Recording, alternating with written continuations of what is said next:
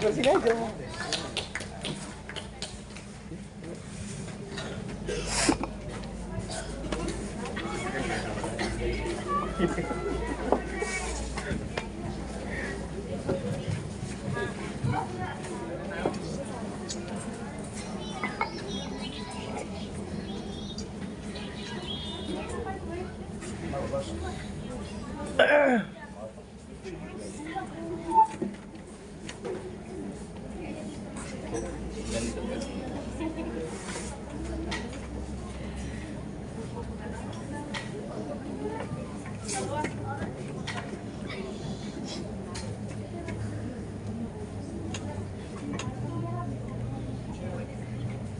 Situ aja udah.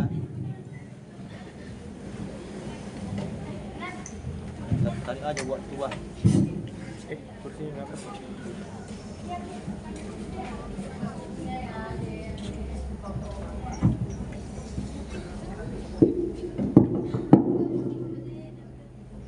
A'udzu billahi minasyaitonir rajim. Bismillahirrahmanirrahim. Assalamualaikum warahmatullahi wabarakatuh. Waalaikumsalam.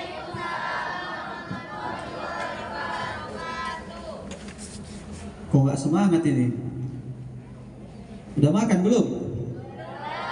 Belum. Ini talam bukan sembarang talam. Cakep. Ini talam dari Tanjung Genteng. Ini salam bukan sembarang salam. Ini salam dari orang Genteng. Assalamualaikum warahmatullahi wabarakatuh.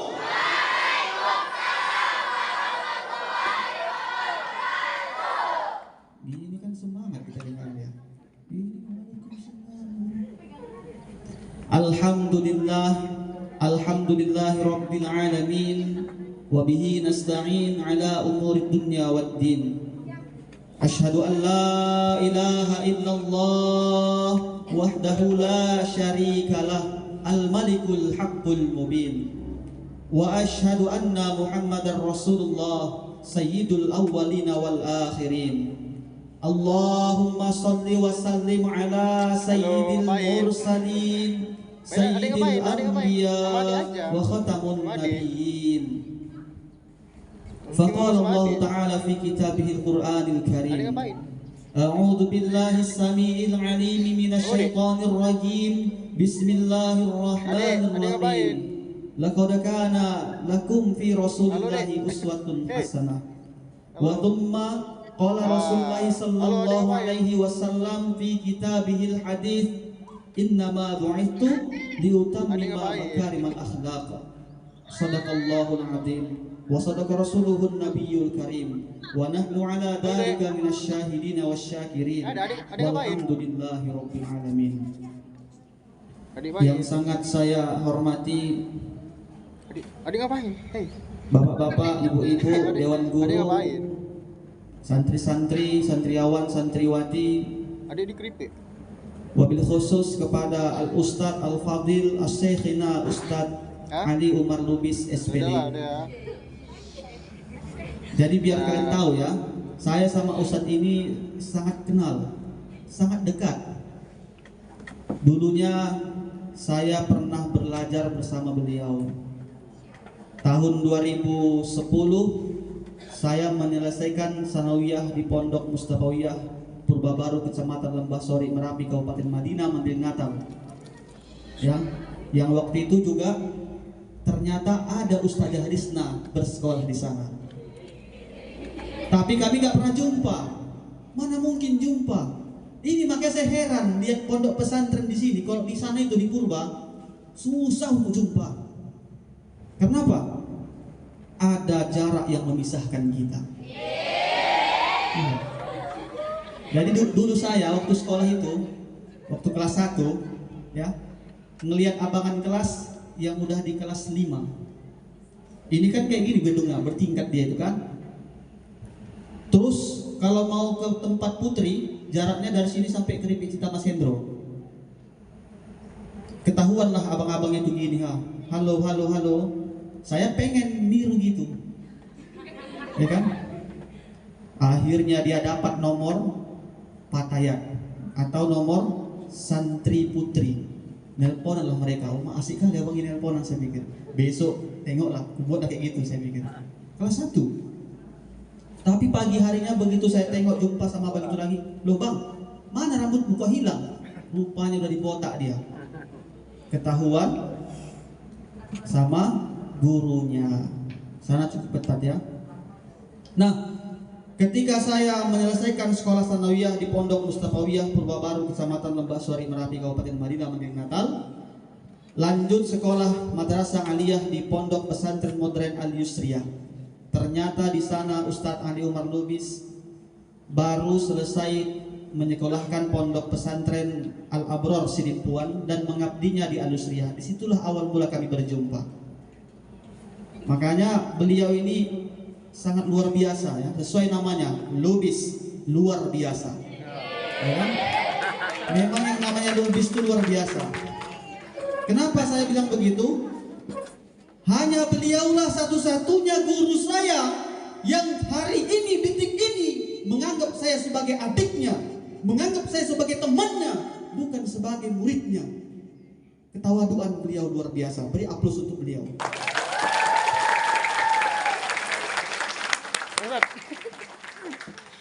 Jadi kenal kalian sama saya? Belum? Hah? Belum kenal? Nah, inilah perlunya kita kenalan ya.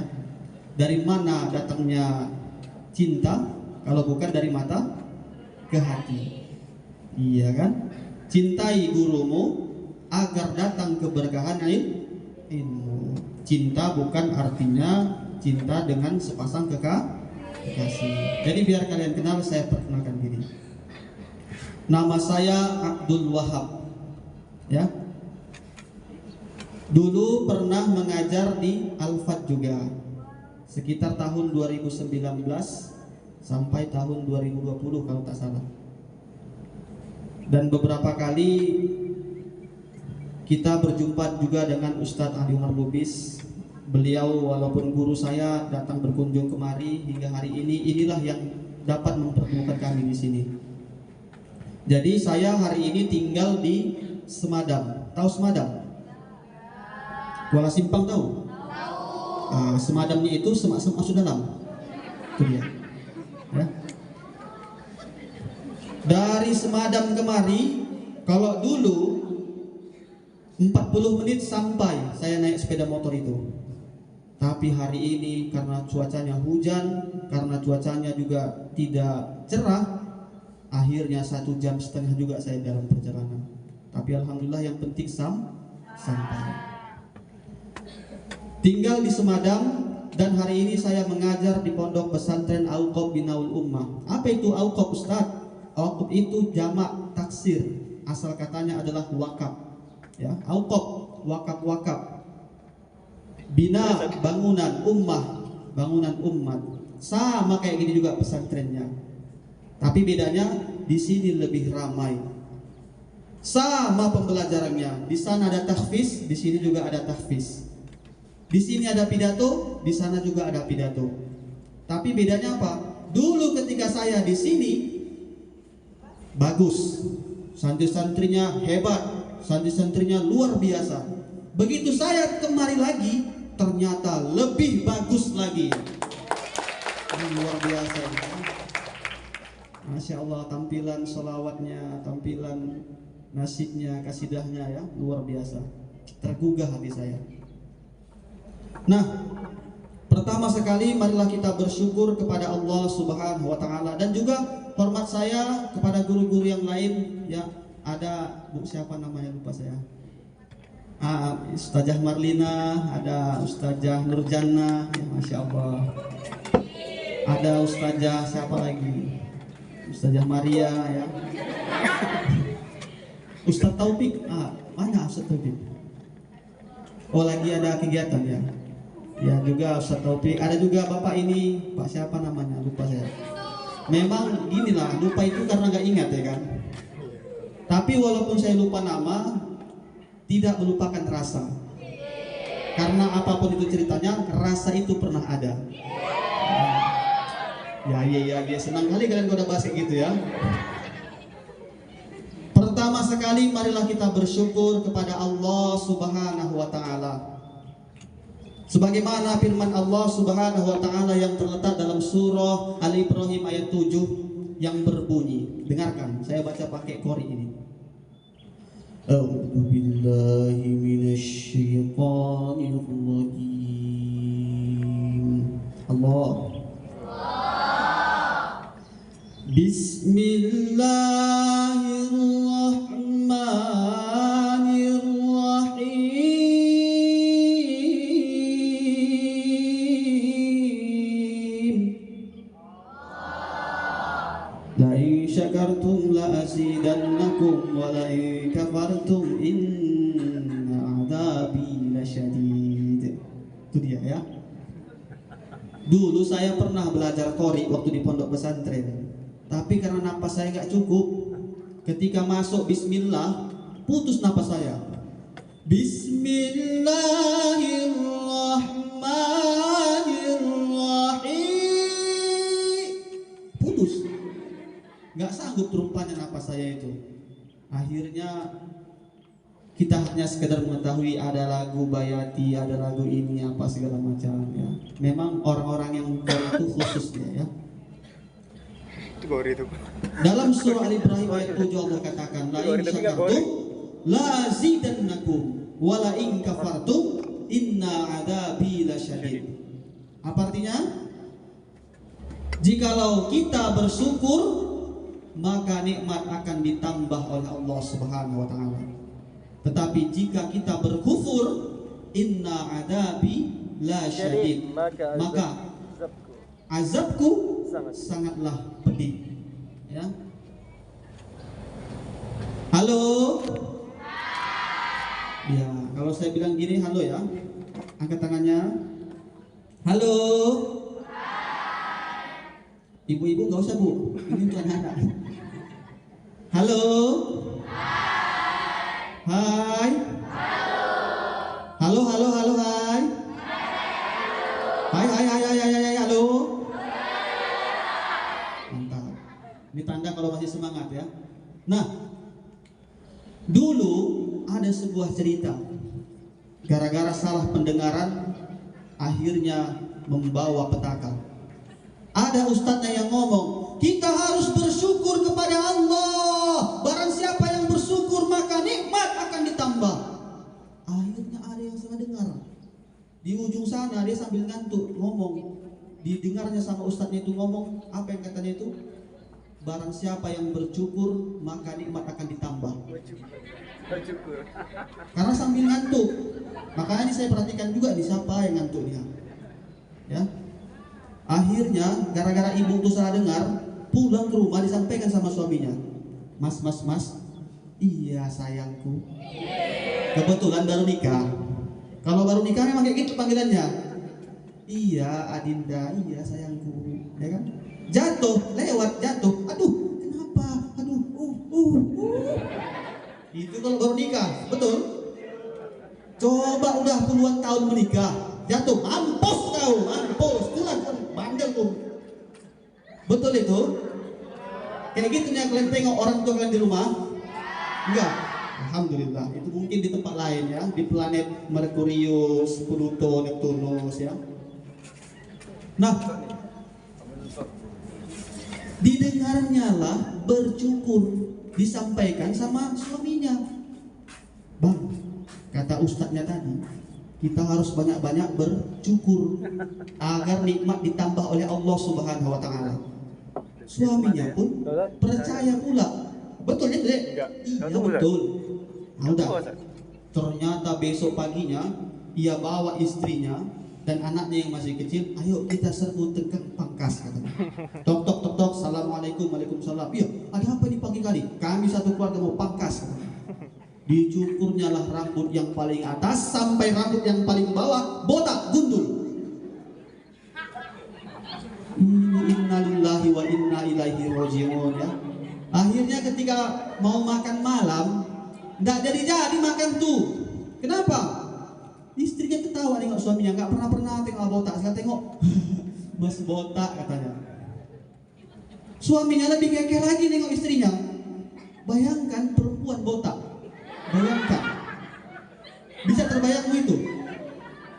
Itu gara-gara salah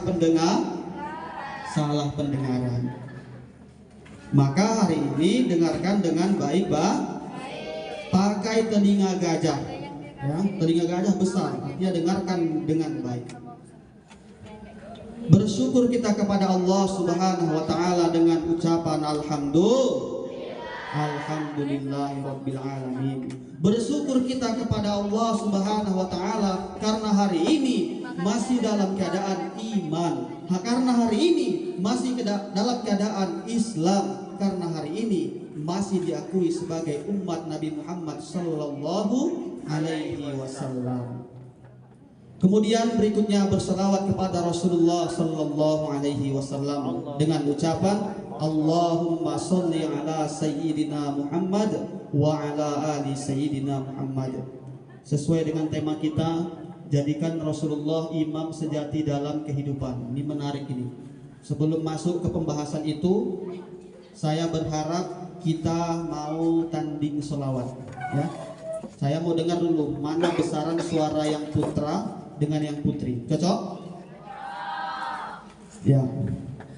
Karena laki-laki adalah pemimpin atas perempuan, maka saya suruh yang laki-laki. Ikuti saya, ya. Sallallahu ala Muhammad. Lanjutkan.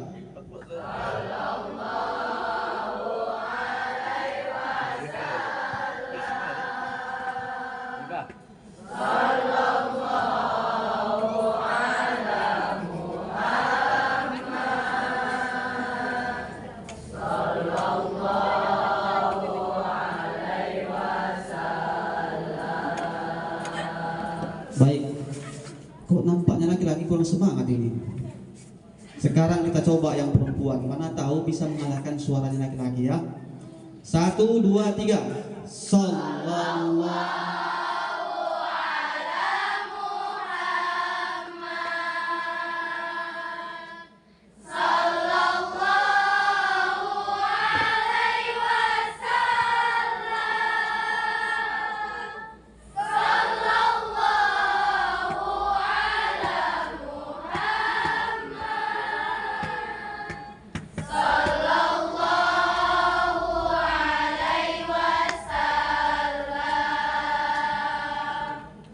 Alhamdulillah, suara laki-laki saya kasih nilai 90 pas, dan suara perempuan 95. Atau belum terima laki-laki? Mau sekali lagi? Ya, boleh. Mana tahu bisa mengalahkan yang perempuan, kan? 1, 2, 3.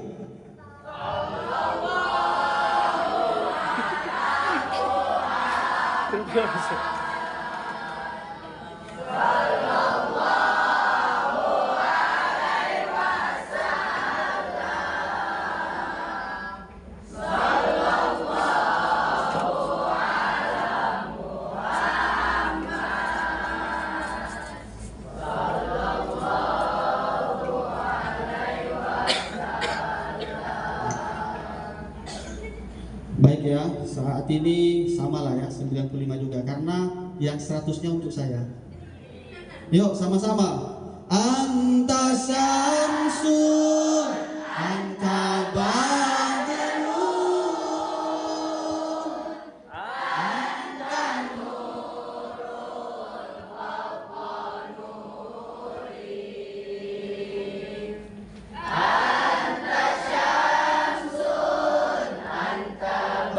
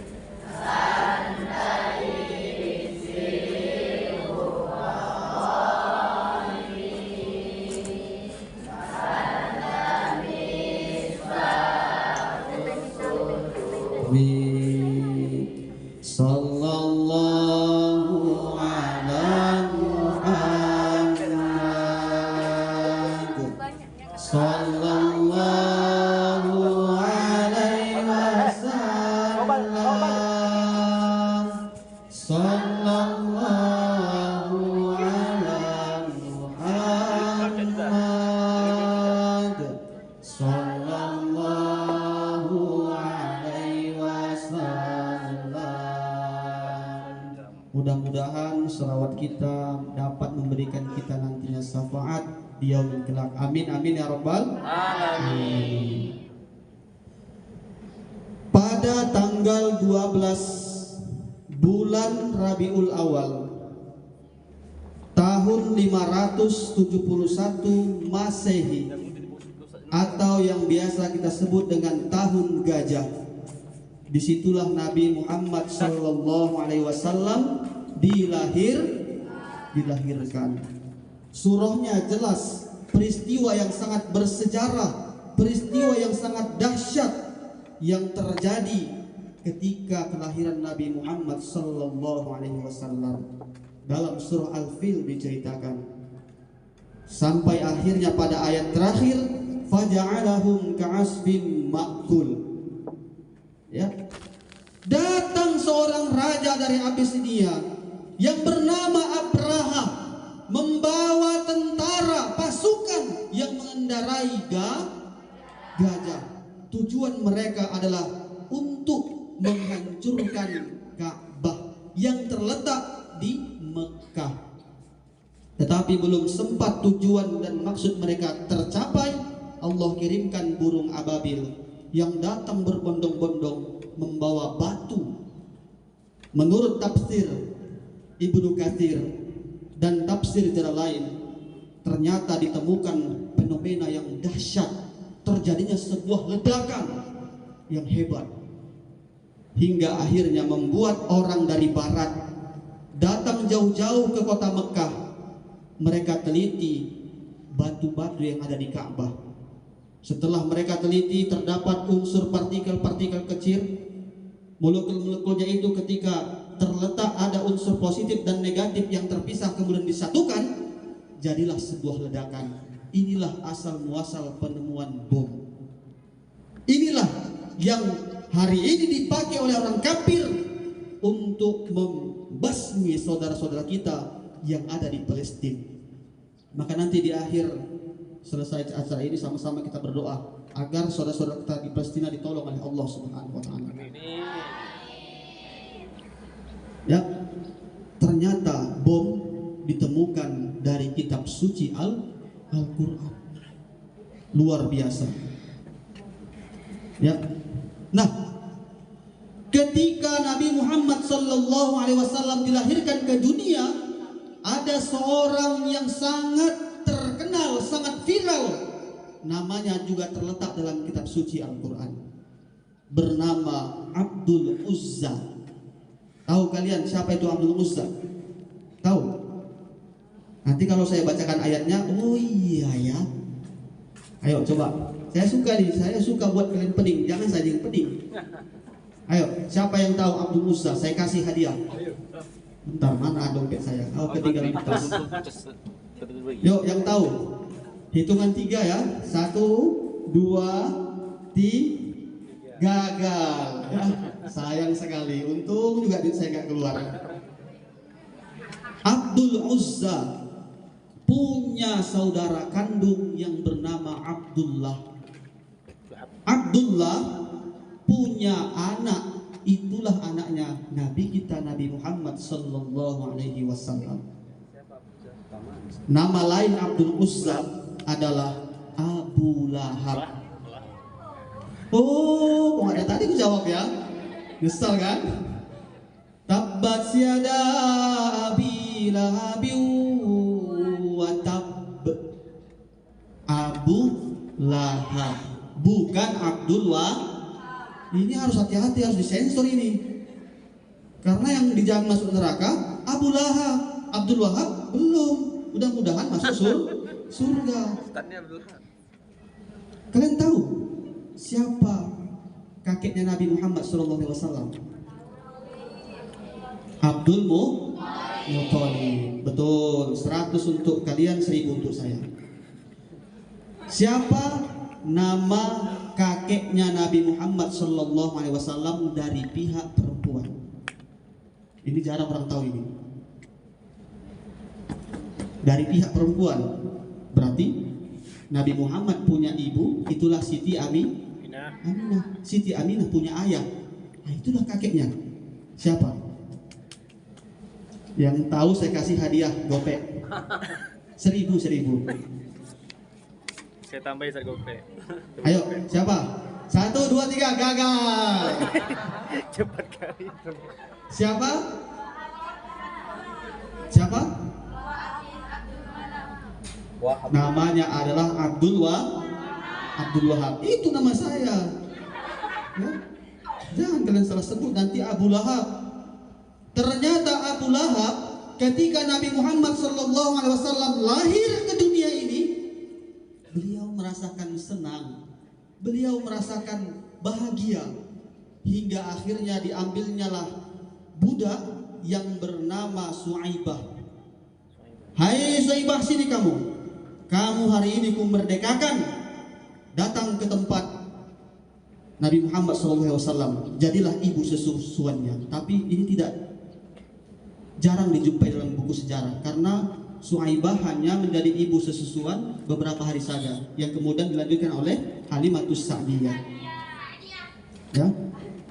Nah, karena perasaan senang, karena perasaan bangga, karena perasaan gembira Abu Lahab, membuat Abu Lahab hari ini setiap hari Senin mendapatkan keringanan siksa. Siksa di mana, Ustaz? Siksa dalam kubur maupun nanti siksa setelah kubur. Itulah di neraka. Masya Allah, tabarakallah. Ya. Di mana ini bisa kita jumpai ceritanya? Di mana ini kita bisa jumpai kisahnya? Di dalam kitab Fathul Bari yang dikarang oleh Al-Hafiz Imam Ibnu Hajar Al-Asqalani dalam juz yang ke-11. Nanti kalian cari. Di dalam kitab Sahih Bukhari juga ada. Ya. Nah, mamanya Sipo udah ke rumah belum? Abu Lahab atau nama lainnya Abdul Uzza, hari ini, detik ini mendapat keringanan siksa. Kenapa? Karena bahagia, karena senang lahirnya Nabi Muhammad SAW. Padahal dia sudah dijamin masuk neraka, tidak akan masuk surga. Oh iya, oke. Jika Abu Lahab saja mendapatkan keringanan siksa, padahal dia sudah dijamin masuk neraka, konon lagi dengan kita belum dijamin Allah masuk neraka. Itulah alasan mengapa hari ini salah satunya kita merayakan Maulid Nabi Muhammad sallallahu alaihi wasallam. Allahumma sholli ala sayyidina Muhammad wa ala ali sayyidina Muhammad. Bakhil, orang yang pelit. Siapa itu, Ustaz? Ketika mendengarkan nama Nabi tidak mau berselawat kepadanya. Ya, itu. Nah, Allah Subhanahu wa taala berfirman di dalam kitab suci Al-Qur'an yang ayat ini sering kita bacakan sebelum azan. Innallaha wa malaikatahu yusholluna 'alan nabi ya ayyuhalladzina amanu sallu 'alaihi wa sallimu taslima. Inna adalah harful taukid, huruf penguat. Ketika dalam Al-Quran ada harful taukid, huruf penguat, berarti ada keseriusan, berarti ada kesungguhan. Sungguh Allah saja. Wa malaikatahu, dan para malaikat, yusholluna 'alan nabi, mereka berselawat kepada Nabi. Kita bukan Tuhan, kita bukan malaikat, mengapa kita enggan untuk berselawat? Ini setiap muazzin mengucapkan itu sebelum azan. Agar apa? Ketika nanti sampai pada kalimat asyhadu anna Muhammadar Rasulullah, diharapkan di sini kita bersolawat. Ya, perbanyak bersolat. Itu yang paling penting dalam memperingati lahirnya Nabi Muhammad sallallahu alaihi wasallam. Di dalam kitab Nurul Yakin dikisahkan ketika terjadi perang Uhud, perang yang sangat hebat, yang berkecamuk sampai menumpahkan darah setinggi mata kaki manusia. Bayangkan, hari ini saudara kita di Palestina, mereka sedang perang, tapi perang mereka darahnya belum tentu membanjiri lapangan. Meskipun memilukan di hati kita, anak kecil dibunuh, orang tuanya diperkosa di depan anaknya yang masih kecil itu. Setelah dibunuh, mereka satu keluarga digencini. Sangat biadab. Tetapi hebatnya perang yang hari itu terjadi, lebih hebat lagi perang yang di zaman dulu. Ketika di perang Uhud, banjir darah setinggi mata kaki manusia. Ketika itu sahabat berkata kepada Rasulullah, "Ya Rasulullah, mintalah, doalah. Setiap nabi punya doa yang mujarab, setiap nabi punya senjata yang mustajab. Nabi Musa punya doa yang mustajab. Ketika dikejar oleh tentara Firaun, Bani Israel yang dibawa oleh Nabi Musa sebanyak 600 ribuan lebih dikejar oleh tentara Firaun. Datang Nabi Musa, diperintahkan Allah pukul tongkat ke batu. Tongkatnya bisa menjadi senjata membelah lautan menjadi jalan tol. Lewatlah mereka. Setelah mereka lewat, diikuti sama Firaun. Akhirnya ditenggelamkan mereka. Nabi Musa, tongkatnya bisa berubah jadi ular, memakan ular-ular yang kecil. Nabi Isa juga punya senjata, dapat menghidupkan orang yang mati. Banyak sekali mukjizat-mukjizat Nabi. Karena memang Nabi itu, setiap Nabi punya senjata yang luar biasa. Ya. Tapi apa jawab Rasulullah ketika itu? Tidak, wahai sahabatku. Kenapa ya Rasulullah, ditanya sahabat. Di lain kesempatan, doa itu, senjata itu sengaja aku simpan. Untuk siapa? Li ummati syafa'atan yaumal qiyamah. Siapa itu umatmu yang mendapatkan syafaat itu? Apakah itu kami ya Rasulullah? Tidak, wahai sahabatku. Antum ashabi, kalian berjumpa denganku. Setiap hari bersamaku, berjalan bersamaku, duduk bareng denganku. Apakah itu keluargamu, istrimu, anak-anakmu ya Rasulullah? Tidak, wahai sahabatku. Lantas siapa itu ya Rasulullah? Amanu bi walam yarawni. Mereka adalah orang-orang yang percaya, yang beriman kepadaku, tetapi mereka tidak pernah berjumpa denganku. Kalian dekat denganku, kalian setiap hari berjumpa denganku, tapi mereka tak pernah berjumpa. Mereka hidup jauh setelah wafatku. Ketika mereka nanti wafat, ingat wahai sahabatku, ada sebuah telaga. Ketika mereka minum telagaku, la haudi, tidak akan mereka dapatkan haus untuk selama-lamanya. Siapa itu ya Rasulullah? Mereka adalah umatku yang hidup jauh setelah wafatku. Dan mudah-mudahan kita semua termasuk di dalamnya. Amin amin ya rabbal alamin. Ini yang paling penting. Ya. Jadikan Rasulullah imam seperti dalam kehidupan. Ayatnya jelas, surah Al-Ahzab ayat 21 yang tadi dibacakan sama adik-adik. Laqad kana lakum fi Rasulillahi uswatun hasanah. Ya. Nah, jadikan Rasulullah imam. Bayangkan, ada seorang imam. Untuk kategori mencapai seorang imam, mesti harus menguasai keilmuan dalam imam. Harus tahu kapan, seperti apa, dan bagaimana. Yang dia pentingkan adalah kemauan umat. Ya, imam adalah orang yang kita sukai. Imam adalah orang yang kita jadikan panutan. Baik, pernah sholat berjamaah? Pernah. Saya mau tanya dulu nih, kita agak santai aja dulu ya, karena udah agak siang nih. Berapa rukun sholat itu? Ayo. Yang menjawab 13 angkat tangan. Ya, karena ini sekarang calon imam. Ini laki-laki semua ini calon imam nih kan? Ya kan? Betul nggak? Apa mungkin kalian jadi makmum? Nanti waktu sholat lagi dalam keluarga yang sholat, yang jadi imam istri kalian, mungkin, pasti kalian. Dan yang perempuan akan melahirkan keturunan imam, yang akan menjadi imam kalau anaknya laki-laki. Maka keilmuan tentang imam ini harus kita pahami. Berapa rukun sholat? Yuk, yang bilang 13 siapa? 1, 2, 3, 4, 5, banyak. Yang laki-laki berapa?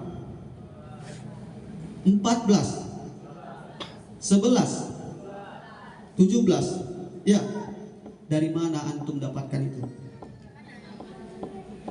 Ayo. Yang 13 dari mana antum dapatkan? Antunna, itu perempuan antunna. Dari mana? Ini harus dipertanggungjawabkan di mana kita ambil. Ya. Yang bilang, yang menjawab 13 betul. Itu bisa kita dapatkan di buku tuntunan sholat. Ya. Yang menjawab 17 betul. Dari mana kita kutip? Ada dalam kitab Matan Ghoya wa Takrib dan dalam kitab Bajuri. Ya. Kenapa ada perbedaan Ustaz? Sama aja. Kenapa 17? 17 itu sama tumaknina. Ya ayyatuhan nafsul mutmainnah. Ya, mutmainnah yang dipanggil oleh Allah, hai jiwa-jiwa yang tenang. Yang tenang. Ya, makanya tumakninah itu berhenti sejenak. Karena ada yang sholat buru-buru. Allahu Akbar, Allahu Akbar, Sami'allahu liman, Allah. Tiba-tiba udah salam. Ada yang kayak gitu, ya. Meskipun sholat kita berbeda, ada yang tangannya mungkin begini, ada yang begini ketika angkat takbir, ya. Ada yang begini, ada yang begini. Tapi kalau kalian mengikut mazhab Imam Syafi'i, maka hanya 2 tempat yang dibolehkan. Di mana itu? Pertama di bawah dada, di atas pusat. Pendapat pertama ini sangat diuntungkan bagi orang yang memiliki kebuncitan dalam perutnya. Kenapa begitu, Ustaz? Iya, bukan saya membela diri saya karena buncit, enggak. Tapi kalau yang rata itu perutnya, begitu yang takbir Allahu Akbar, jatuh. Tapi kalau agak buncit dia Allahu Akbar, pas. Ditahan. Nah, makanya Imam Syafi'i ada pendapat kaul jadid, ada pendapat kaul qadim, ya, pendapat yang lama, pendapat yang baru. Pendapat yang lama gimana ketika di Baghdad? Allahu Akbar. Juga di bawah pusat, di bawah dada, di atas tapi sedikit lebih kemari. Nah, kenapa? Pendalamannya adalah setan itu datang menggoda dari berbagai arah. Masya Allah, turun berkah ya. Dari depan setan datang, dari belakang datang, nggak bisa dari kiri kanan datang, nggak bisa dari atas bawah, nggak bisa juga masuk dari aliran darah. Ketika ini ditekan sedikit, aliran darah macet. Karena memang faktanya begitu azan berkumandang, Allahu Akbar, Allahu Akbar, setan kabur setan itu. Makanya ketika ada orang lagi main catur atau main dam, katakanlah main catur, ini orang Islam, ini orang Kristen, sama-sama main catur, sekak katanya. Begitu masuk azan Allahu Akbar, orang Kristen sanggup ngomong gini, maaf ya, kalau ada orang Kristen di sini, ada rupanya. Mantu katakan maaf ya, orang Kristen bilang, berhenti dulu, katanya. Udah azan. Oh iya. Selesai azan, orang Islam yang ngomong, udah selesai, yuk lanjut lagi. Sekak. Itu karena memang setan ketika mendengar azan lari. Begitu juga kita sholat. Begitu azan kita langsung wudhu. Tapi begitu masuk sholat Allahu Akbar, mulai sholat, situlah setan datang. Makanya yang make pendapat qadim, pendapat lama ketika Imam Syafi'i masih di Baghdad, itu boleh-boleh saja. Ya. Tangannya agak ditekan seperti ini. Tapi yang penting jangan kau gabungkan semua. Coba bayangkan kalau digabungkan. Allahu Akbar.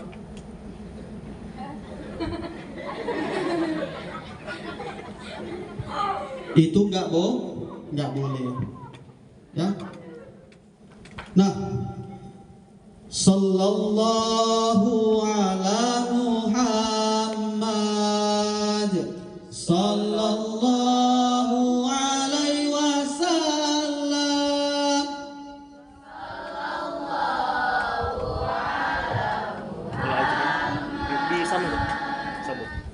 Sallallahu alaihi wasallam. Tapi kalau mempelajari keilmuan tentang sholat, bagaimana menjadi imam, ini tidak lagi dapat diragukan ketika itu memasuki pondok pesantren Al-Fat. Kenapa? Kita memiliki ustadz-ustadz yang luar biasa. Namanya saja udah Ustadz Ali Umar Lubis. Ustadz Ali Umar luar biasa. Juga ada Ustadz Aufi, ya. Ada Ustazah Rizna. Antum bisa bertanya masalah hukum sama ustadz-ustadz dan ustazah kita, ya. Maka langsung saja kemari, jadikan Rasulullah Shallallahu Alaihi Wasallam imam sejati dalam kehidupan. Bagaimana tata cara minum Rasulullah? Ada hadisnya. Ambil gelas, minum. Bismillah, alhamdulillah. Sekali teguh. 2 kali, Bismillah, alhamdulillah. Ketiga kalinya pun Bismillah, alhamdulillah. Azan. Kita berhenti dulu.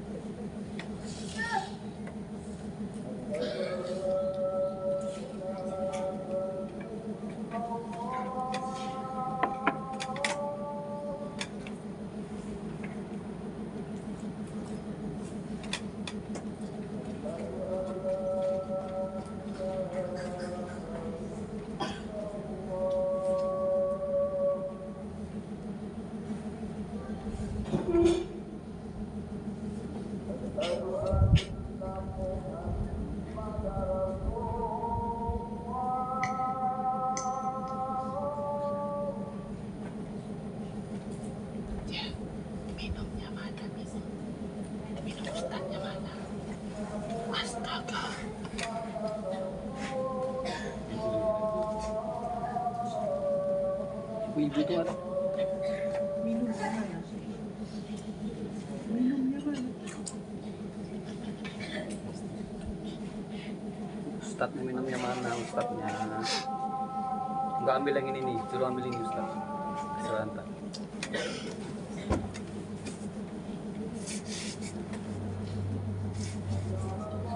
Aku akan aku. Aneh kan? Ambil aja mana? Mana sama sini? Habis.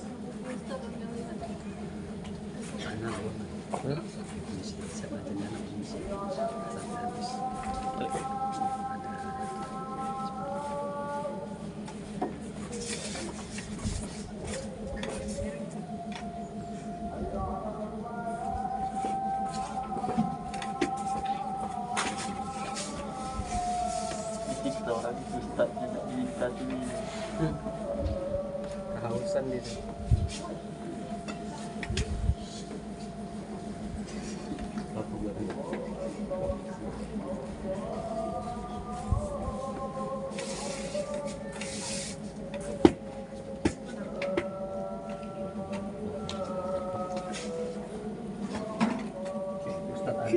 Ustadz Ali, anak permisi dulu ya.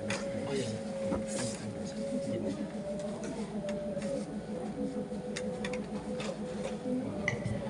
Baik, kita agak cepat ya, karena memang udah siang.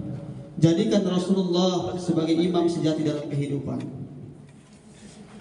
Innama bu'ithu liutammima makarimal akhlak. Itu kata Rasulullah. Sesungguhnya aku tidak diutus ke dunia ini selain untuk menyempurnakan akhlak. Maka kalau ingin menteladani Rasulullah, kita harus punya akhlak, dan itu yang membedakan kita antara santri dengan bukan santri. Al-adabu fawqal ilmi. Adab itu lebih tinggi daripada ilmu. Paham tuh? Alhamdulillah. Nah, apa akhlak Rasulullah yang bisa kita tiru? Sangat banyak sekali.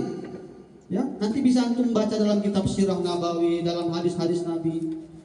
Kenapa 63 tahun hidup Rasulullah SAW di dunia ini tak akan mungkin cukup waktu untuk kita bahas dalam 63 60 menit atau bahkan 30 menit sekalipun gak akan cukup. Maka kita ambil yang penting-pentingnya saja. Rasulullah Shallallahu Alaihi Wasallam selalu memaafkan siapapun, tak pernah punya dendam, tak pernah punya benci kepada siapapun. Mana buktinya Ustaz? Ketika Rasulullah Shallallahu Alaihi Wasallam melewati sebuah tempat, Rasulullah dilempari dengan kotoran, Rasulullah dilempari dengan ludah. Coba kau, siapa namamu? Siapa namamu? Muhammad. Siapa? Supri. Siapa namanya? Panyu. Hah? Panyu. Pandu. Susah kah namanya Panyu? Fahri. Wahyu. Ya, bilang dari tadi Wahyu kan? Iya aja lah biar cepat ya. Iya aja bilang. Nah, Wahyu melewati asrama, datang kawannya lempari, cuy, ludahi. Marah nggak? Hah? Marah nggak? Marah. Kau apain kawan itu? Tengok dulu Ustaz. Kalau dia agak besar, aku mungkin agak mikir. Kalau dia agak besar, aku kan kecil. Tapi kalau dia adik-anku atau badannya lebih kecil dariku, siapa takut? Mati tanam. Ya, Wahyu. Ada sini namanya Wahyu? Ada. Oke, maaf ya. Nah, tapi apa yang dilakukan oleh Rasulullah Sallallahu Alaihi Wasallam? Rasulullah mendapatkan ludah, mendapatkan kotoran unta dilempar, lagi sholat pun dilempar, dicekik. Itu yang dihadapi Rasulullah. Ya. Apa yang dilakukan oleh Rasulullah? Ia bersihkan rasa marahnya, ia maafkan orang itu, sampai akhirnya orang itu sakit. Ketika dia melewati satu gang lagi, dia heran, rindu Rasulullah, kok nggak ada yang lempar aku kotoran ya, kok nggak ada yang ludahi aku ya. Rasulullah rindu, bayangkan rindu Rasulullah. Ditanyalah sama malaikat Jibril sebagai sahabatnya, Jibril, di mana orang yang selama ini meludahiku Jibril? Dijawab sama malaikat Jibril, hai Muhammad, ketahuilah hari ini orang itu sedang sakit. Pulang Rasulullah, sampai ke rumah dia bawa ini makanan. Dia apain Ustaz? Dimakan? Bukan. Dibawa, dia ambil buah kurma, diketoklah pintu yang tadinya orang sakit itu. Tok tok tok, assalamualaikum. Dijawab, siapa itu? Dijawab sama yang luar, Nabi Muhammad, saya Muhammad. Bergetar ketakutan orang itu. Jangan-jangan dia datang hari ini mau membalas dendam sama aku, atau bahkan membunuhku. Kemarin aku kuat, sekarang aku lemah, aku sedang sakit. Ternyata masuk Rasulullah, ditanya, hei kaifahal, ini akhlak Rasulullah, kaifahal, syafakallah, saya doakan kamu cepat sembuh, ini aku bawakan oleh-oleh untukmu ya. Ambil. Ya, tergugahlah hati orang kafir tadi. Apa kata orang kafir itu? Ya Rasulullah, saya tak menyangka kau begitu baik kepadaku, padahal aku selama ini jahat padamu. Dan bahkan orang yang ikut membersamaiku melemparimu ludah, melemparimu kotoran, hari ini tak datang mereka menjengukku. Kau musuhku.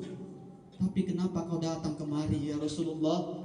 Maka dengarkan ya Rasulullah, saksikan hari ini juga, asyhadu an la ilaha illallah wa asyhadu anna Muhammadar Rasulullah. Masuk Islam orang kafir tadi.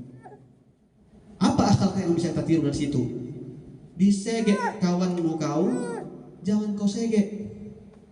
Ya, diejek kawanmu kau, botak. Emang kau botak? Udah jangan kau balas ganti ngejek dia. Ompong, jangan kau balas ganti ngejek dia. Berapa banyak kasus kriminal pembunuhan terjadi karena bulian. Alangkah lebih bagusnya untuk memaafkan. Mana tahu dengan memaafkan orang tersebut bisa berubah, bisa sadar. Ya kan? Betul. Betul aja lah, kalau nggak pulang aku. Rasulullah SAW seperti itu. Apa akhlak yang bisa kita tiru? Ketika orang melempar kita dengan batu, lempar sama dia bunga. 2 kali dilempar batu, 2 kali lempar bunga juga. Nah, bunga Ketiga kalinya pastikan sekali kepotnya ikut pang lempar. Ya. Nah, itu akhlak Rasulullah. Oke, kita lanjut. Yang paling terakhir ketika Rasulullah Shallallahu Alaihi Wasallam wafat hendak menghadapi sakaratul maut, ini ceritanya agak sedih. Ya. Tapi saya singkat aja karena saya takut di sini nangis, malu saya depan cewek-cewek cantik ini kan. Nangis pula, malu saya ini. Jadi datanglah malaikat Jibril kepada Rasulullah. Belum pulang sekolah. Malaikatul maut, malaikat Inna lillahi ya. wa inna ilaihi raji'un. Memang kayak gitu, kalau ada musibah ucap Inna lillahi wa inna ilaihi raji'un. Ya, nggak apa-apa, itu musibah membawa nikmat. Nah, ketika menghadapi sakaratul maut, Dia mau ke Tanjung. halo. Tanjung. Nah, ini kita agak serius, Bilang agak santai dulu ya. Saya mau lihat sampai di mana keseriusan kalian sama saya. Kau bilang aja bro. Coba angkat dulu tangannya seperti ini. Angkat, Aku bilang mau Yudi. angkat. Kau bilang. Goyang-goyang Dia kalau seperti dia ini. aku pulang. Saya bilang mata, pegang mata ya. Mata, pinter. Telinga, mantap. Lagi, hidung. Zilan. Kalau ulang tahun sudah.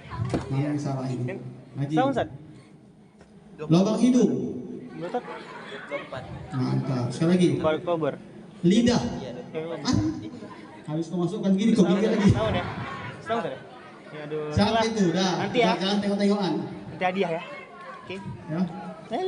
Nah, saat Rasulullah Shallallahu Alaihi Wasallam menghadapi hari-hari terakhirnya, Rasulullah Shallallahu Alaihi Wasallam bertanya kepada malaikat, ya, Israel, mana malaikat Jibril? Aina Jibril? Mana malaikat Jibril? Kok dia nggak datang? Kenapa dia nggak ada? Akhirnya tak lama kemudian malaikat Jibril datang kepada Rasulullah SAW, tetapi wajahnya tidak menghadap Rasulullah. Apa jawab Rasulullah? Ya Jibril, kenapa wajahmu tak menghadapku? Terlalu kejikah? Terlalu hinakah diriku yang sedang sakit ini sampai kau tak mau melihatku, hai Jibril? Apa jawab Jibril? Wahai Muhammad, aku tak sanggup melihatmu Muhammad. Aku tak tega melihatmu Muhammad. Bukan aku melihatmu jijik, tapi karena aku tahu hari ini kau akan berpisah. Kau akan dipanggil oleh Allah. Kau akan wafat, kau akan meninggal dunia. Tak sampai hati aku melihatmu Muhammad. Ya Jibril, kalau begitu aku mau bertanya, wahai Jibril, mali indallahil karamah. Wahai Jibril, apa yang akan Allah berikan kepada aku? Kau sahabatku selama ini, kau tahu perjuanganku ketika aku dilempari kotoran, ketika aku dilempari ludah, ketika aku dihina, ketika aku dicaci, lagi sholat dilempari kotoran. Aku tak marah sama orang itu. Aku tak jatuhkan setetes pun air mata menghadapi itu. Tapi yang nangis anakku. Anakku tak tega melihat ayahnya digitukan. Mali indallahil karamah. Setelah aku nanti wafat Jibril, apa yang akan Allah berikan kepadaku? Apa yang akan Allah berikan kepadaku? Dijawab oleh Jibril, ya Muhammad, nanti akan berbaris malaikat sampai ke sana, jauh sepanjang mata memandang, akan menunggumu sehingga menjemputmu akan masuk ke surga. Tapi apa jawab Nabi Muhammad? Tidak, bukan itu maksudku wahai Jibril. Yang kutanyakan adalah apa yang akan Allah berikan kepada umatku. Bayangkan di saat-saat terakhir mau meninggal, mau berpisah antara jasad dengan ruh, mau dicabut nyawa, yang dipikirkan sama Nabi Muhammad SAW bukan kaifa mali, bagaimana hartaku, kaifa zaujati, bagaimana istriku, kaifa abnai, bagaimana anak-anakku, kaifa ikhwani, bagaimana saudara-saudaraku. Enggak. Makanya kalimat yang terakhir keluar dari bibir beliau, ummati, ummati, ummati, 3 kali disebut umatku. Kobok-koboknya kopi. Segitu rindunya Rasulullah. Bahkan dalam sebuah riwayat ketika hari perbangkitan, dibangkitkan seluruh orang di dunia, setelah wafat masuk hari kiamat, yang dicari pertama oleh Rasulullah adalah umatnya. Apakah kita sudah termasuk umatnya? Belum tentu. Tapi Rasulullah tidak menganggap itu. Rasulullah tetap mengatakan kita umatnya.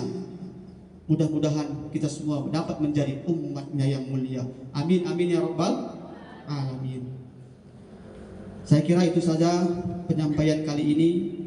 Kalau ingin mempelajari bagaimana akhlak Rasulullah SAW, silahkan baca dalam kitab-kitab sejarah, dalam kitab Nurul Yakin ada, dalam kitab Sirah Nabawi ada, dalam hadis Arba'in. Mungkin hari ini terlalu boros waktu ketika saya menjelaskan itu. Sementara di sini ada Ustadz Ali Umar Lubis, ada Ustazah Risna, ada ustazah yang lainnya yang lebih intens lagi akan memberikan itu. Tapi yang paling penting hari ini saya mengajak semua, khususnya pribadi, mari memperbanyak berselawat kepada Rasulullah.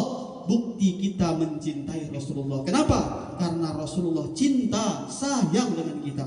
Yang kedua, hidupkan sunnah Rasulullah Sallallahu Alaihi Wasallam. Baik itu sunnah melalui amaliyahnya maupun perkataan, perbuatan hingga isyarat diamnya Rasulullah Sallallahu Alaihi Wasallam. Dan mudah-mudahan kita semua nantinya mendapatkan syafaatul uzma, pertolongan yang besar. Di mana?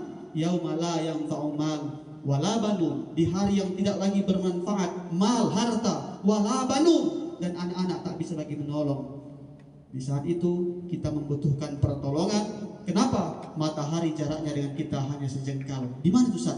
Padang mahsyar, bukan padang bulan, bukan padang-padang ini, tapi padang mahsyar.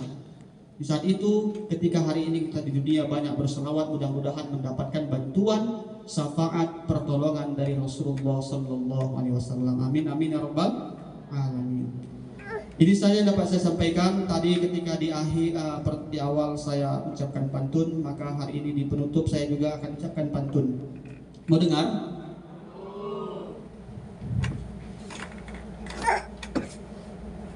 Kalau ada jarum yang patah, jangan disimpan dalam laci. Sampai mana patah saya? Kalau ada jarum yang patah, jangan disimpan dalam. Kalau ada kata-kata ya saya yang salah, jangan disimpan dalam hati.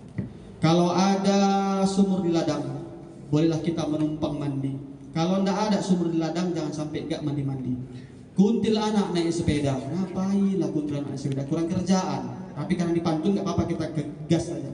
Kuntil anak naik sepeda jatuh ke sumur, mampus. Jangan lama-lama yang cewek mandang saya, nanti malam gak bisa tidur. Billahi taufiq wal hidayah wal ridha'i wal inayah ila liqa'i ma'as salamah. Nanti akan dilanjutkan doa oleh Al-Fadil As-Syekhina Ustaz Ali Umar Lubis. Saya tutup sampai di sini. Assalamualaikum warahmatullahi wabarakatuh. Salam.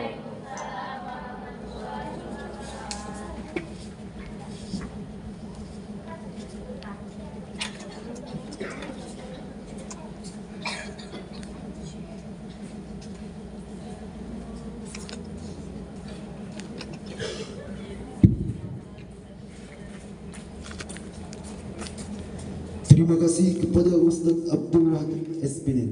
Semoga dengan penyampaian